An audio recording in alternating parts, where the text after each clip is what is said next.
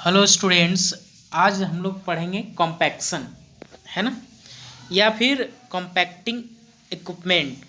Compaction एक process है, उससे रिलेटेड जो भी इक्विपमेंट है कॉम्पैक्शन करने के लिए, उसके बारे में आज हम लोग पढ़ेंगे, है ना। सबसे पहले हम लोग समझते हैं कि कॉम्पैक्शन है क्या।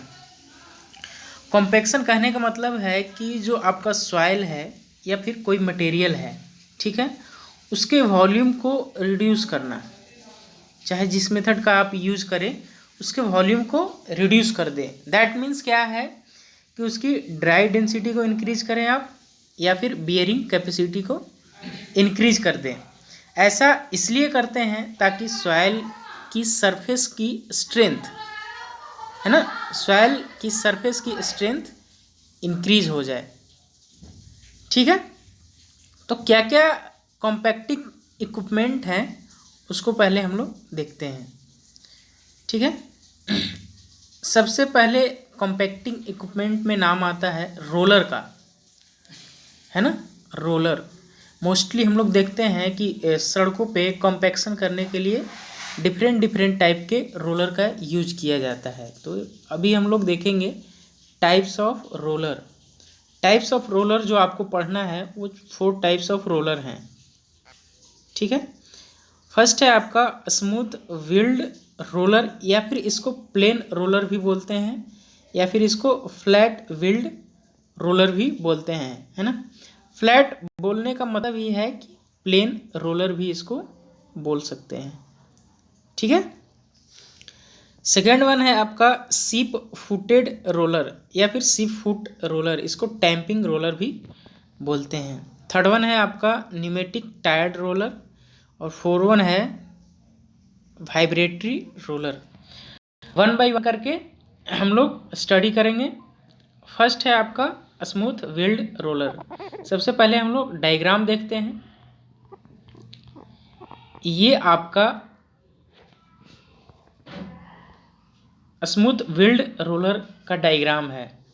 आप यहाँ पे देख रहे हैं कि ये जो ड्रम लगा हुआ है ना, ये एक मेटेलिक ड्रम है।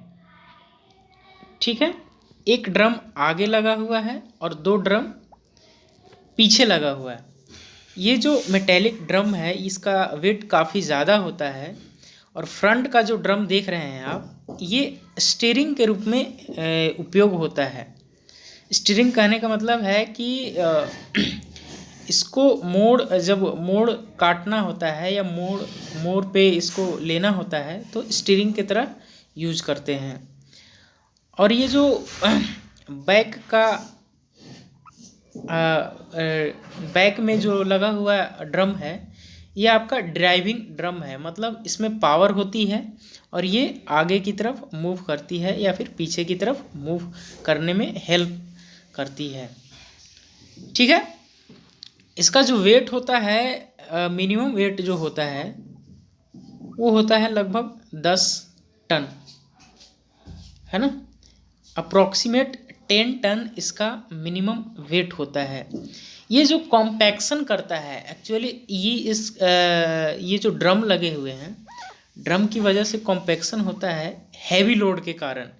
हेवी लोड जब इसमें सरफेस पे अप्लाई होता है तो उससे प्रेशर जनरेट होता है।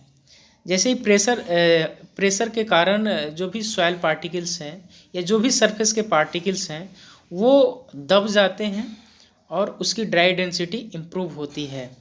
ये नीडिंग एक्शन भी साइमल्टेनियसली करता है। नीडिंग एक्शन कहने का मतलब है कि जो सॉइल पार्टिकल्स हैं उसको रीअरेंज्ड कर देना, है ना।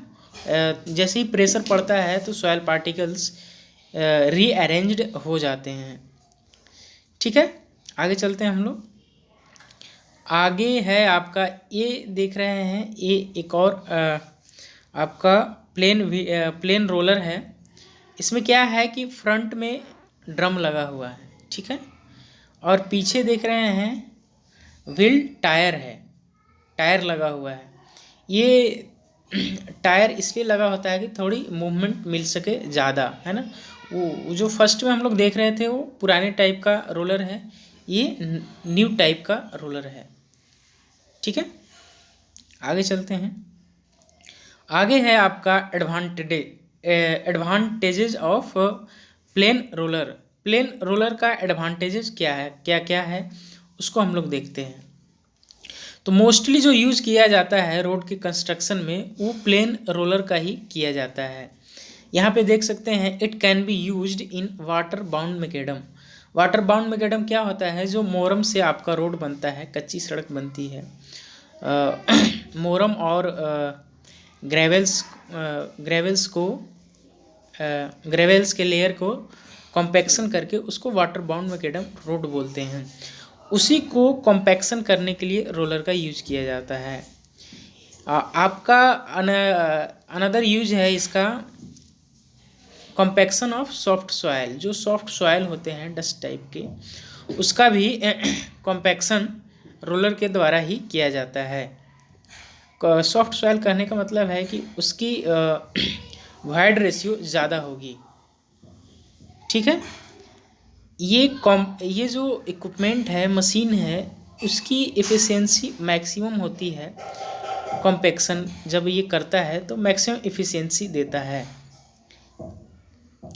आपका है एक और, ये प्लेन सरफेस पे कॉम्पैक्शन करता है। अगर सरफेस अनडुलेटेड होगा तो ये कॉम्पैक्शन नहीं कर पाएगा। अब देखते हैं इसका डिसएडवांटेजेस क्या क्या है।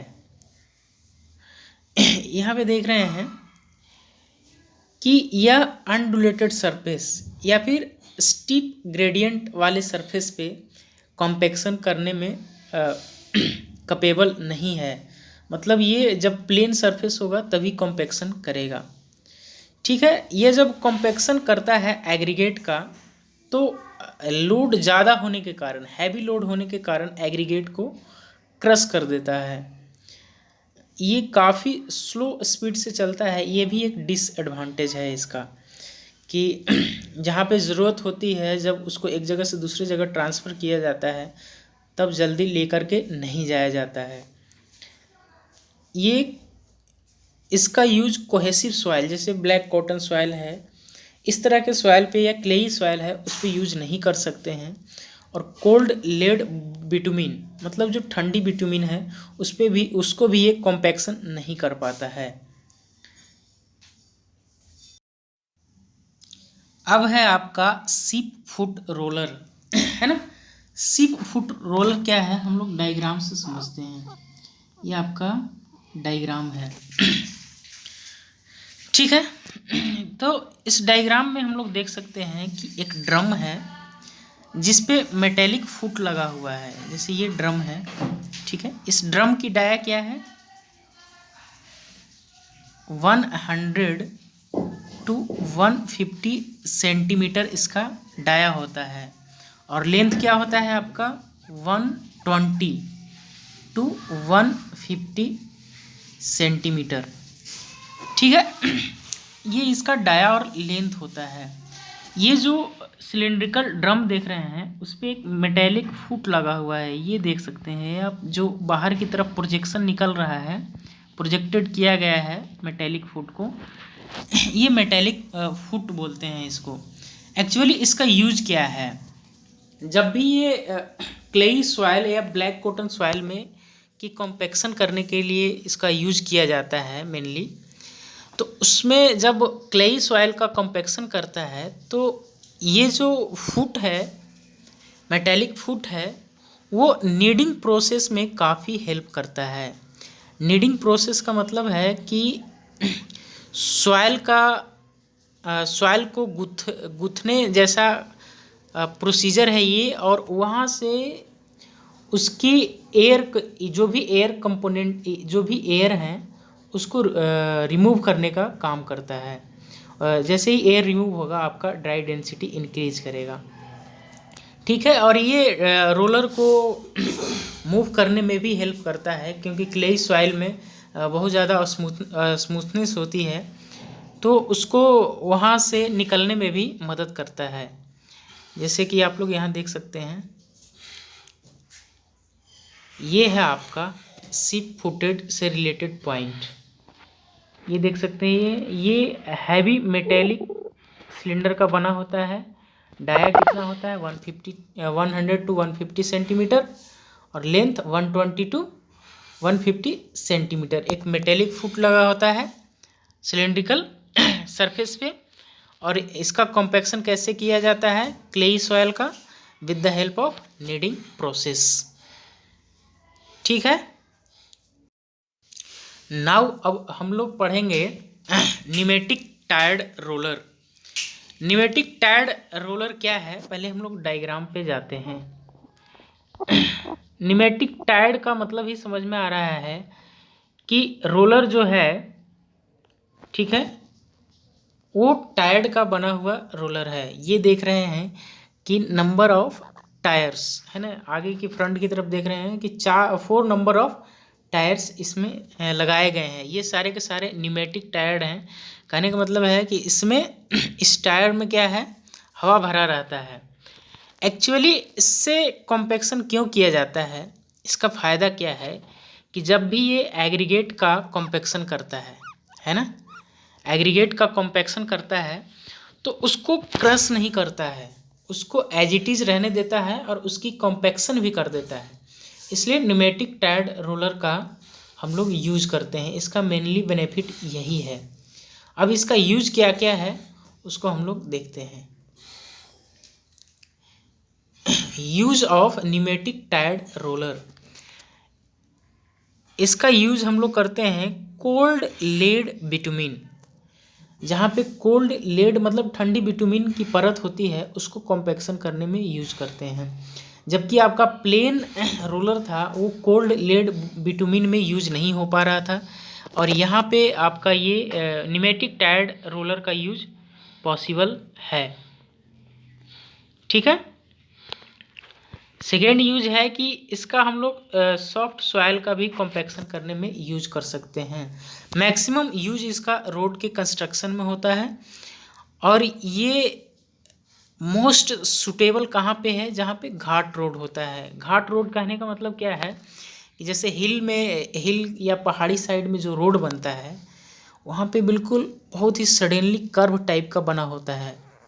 ये देख रहे हैं ये बहुत ही ज़्यादा कर्व है। यहाँ पे कॉम्पैक्शन करने के लिए आपको न्यूमेटिक टायर्ड रोलर का ही यूज करना पड़ेगा, क्योंकि इतने घुमाव पे प्लेन रोलर घूम नहीं पाता है और यहाँ पे कॉम्पैक्शन कर नहीं पाएगा वो। तो इसलिए घाट रोड पे न्यूमेटिक टायर्ड रोलर का मैक्सिमम यूज किया जाता है।